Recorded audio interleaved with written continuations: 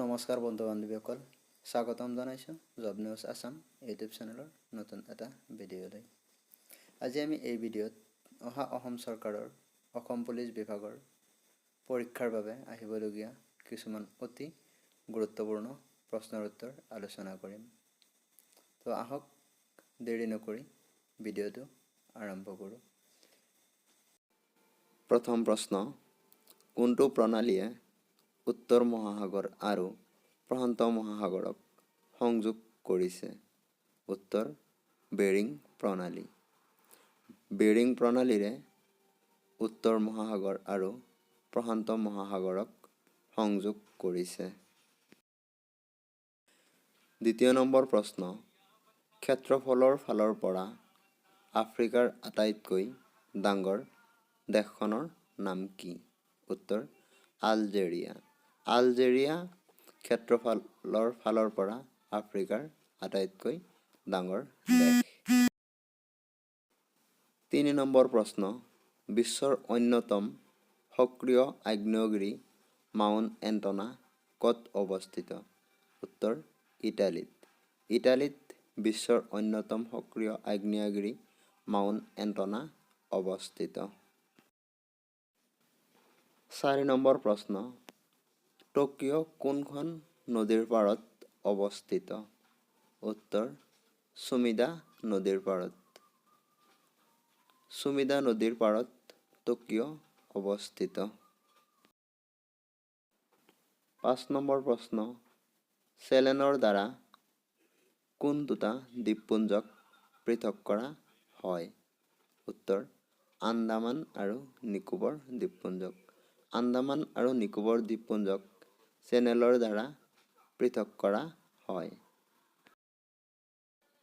6 number প্ৰশ্ন, কোন দুখন দেশৰ মাজত মৃত সাগৰ অৱস্থিত? উত্তৰ, জৰ্ডান আৰু ইজৰাইল।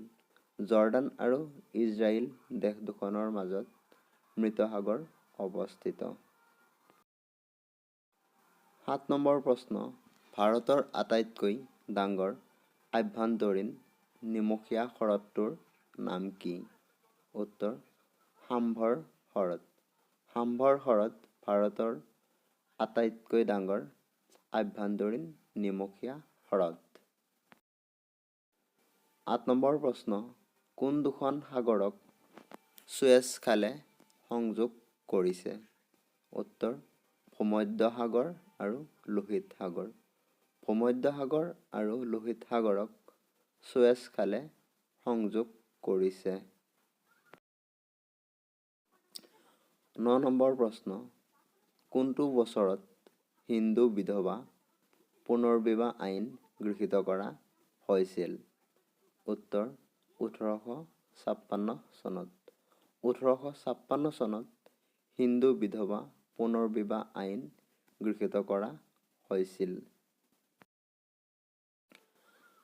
10 নম্বৰ প্ৰশ্ন, ইউৰোপৰ সৰ্বোচ্চ পৰ্বতশৃংগটোৰ নাম কি? উত্তৰ, মাউণ্ট এলব্ৰাছ। ইউৰোপৰ সৰ্বোচ্চ পৰ্বতশৃংগটোৰ নাম হ'ল মাউণ্ট এলব্ৰাছ। 11 নম্বৰ প্ৰশ্ন, এছিয়াৰ আটাইতকৈ ডাঙৰ জলাশয়টোৰ নাম কি?